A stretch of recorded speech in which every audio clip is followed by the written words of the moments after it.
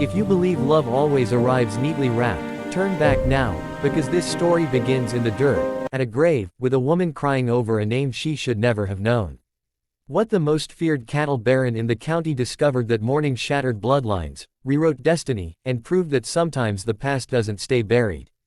Before you hear what happened next, before the truth twists everything you think you know, hit subscribe and turn on notifications, because stories like this don't just entertain, they stay with you long after the last word. Now the story, told as one continuous narrative, just as you asked.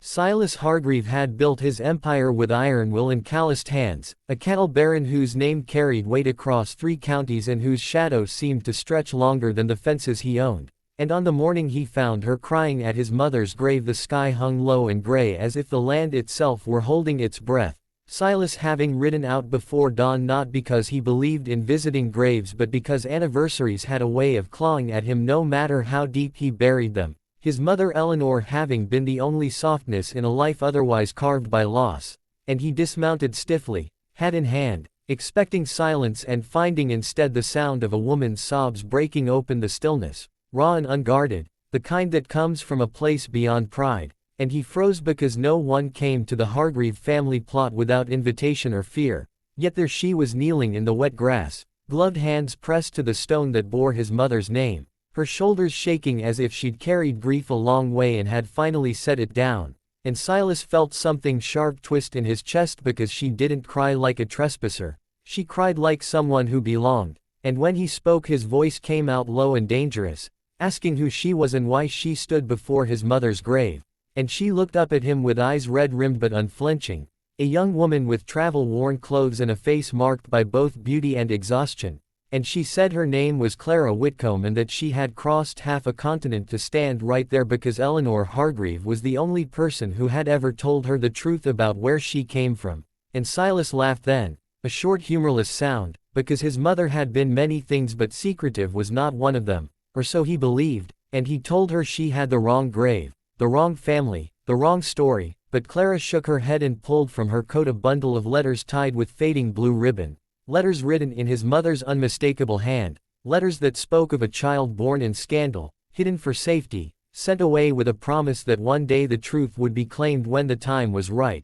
and Silas felt the ground tilt beneath him because the dates matched, the details matched, the handwriting burned into his memory matched. And suddenly the mail-order bride he had agreed to meet later that week as part of a practical arrangement to satisfy society and secure heirs felt like a ghost compared to the living revelation before him, and he demanded to know why she had come now, why she had sought him out at all, and Clara said she hadn't known he existed until months ago when Eleanor's last letter reached her, written before her death but delayed by distance and fate, urging Clara to seek Silas, not for money or recognition but for protection, because there were people who would not want the truth known, and as if summoned by those words hoofbeats echoed beyond the hill, a reminder that Silas's power had enemies, men who circled his land like wolves, and he realized with cold clarity that this crying woman was standing at the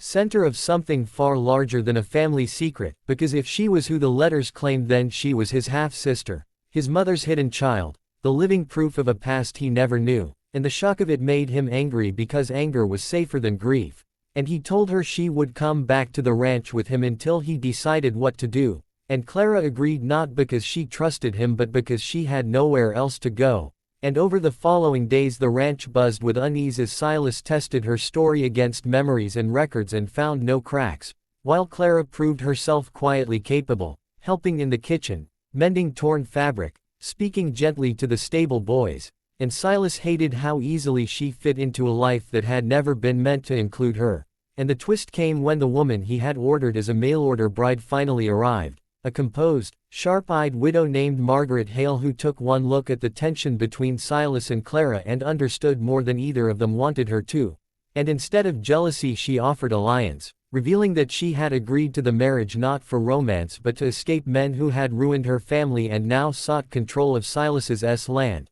The same men Eleanor had feared when she sent Clara away, men whose reach extended through banks and courts and hired guns, and as the truth unraveled Silas realized his mother had played a long game, hiding a child, shaping a future, and leaving behind pieces that only fit together now, And when those men finally rode in under the guise of lawful claims and debts, it was Clara who recognized one of them as the man who had hunted her across towns after her guardian died, the man who knew exactly who she was, and in that moment Silas's choice became clear because blood was blood whether acknowledged or not, and he stood against them, using Margaret's sharp mind, Clara's knowledge, and his own ruthless reputation to expose forged documents, bribed officials, and crimes that sent those men fleeing or hanging. And in the aftermath, as the land settled and the truth became public, Silas did something no one expected. He claimed Clara openly as family, rewriting his mother's legacy not with shame but with fierce pride, and Margaret chose to stay not as a transaction but as a partner, the three of them bound by survival, honesty, and the understanding that family is sometimes found in letters, sometimes in graves, and sometimes in the courage to ask a stranger who she is and accept the answer even when it changes everything. And years later, when people spoke of the day Silas Hargreaves softened, they did not speak of cattle prices or gunfights but of a woman crying at a grave and the love that rose from the dirt where secrets were supposed to stay buried.